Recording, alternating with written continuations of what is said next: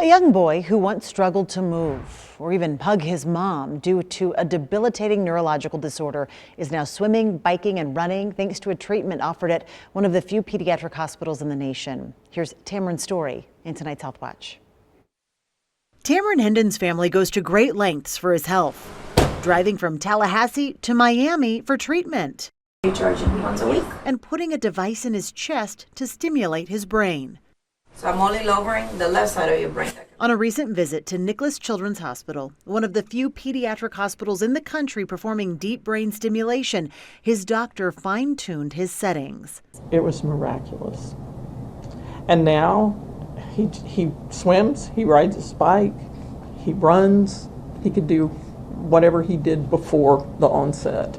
Just more than a year ago, Tamryn's life was very different. I couldn't hug her.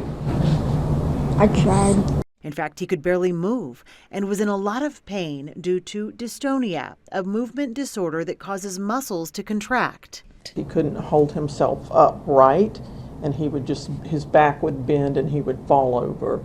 And it would be worse later in the day. His parents met with many doctors, including Dr. Migvis Mondui.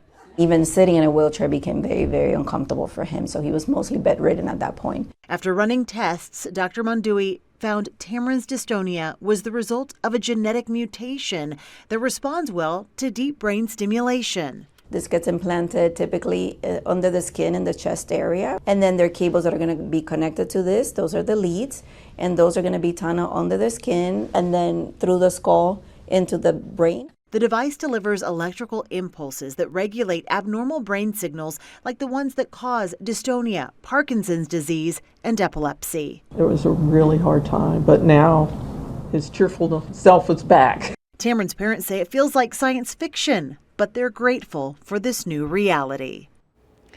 It can take 6 months to a year to get the settings right, but they can be adjusted through an app. For a closer look, go to the features section of our website, 2news.com, and click on the Health Watch icon.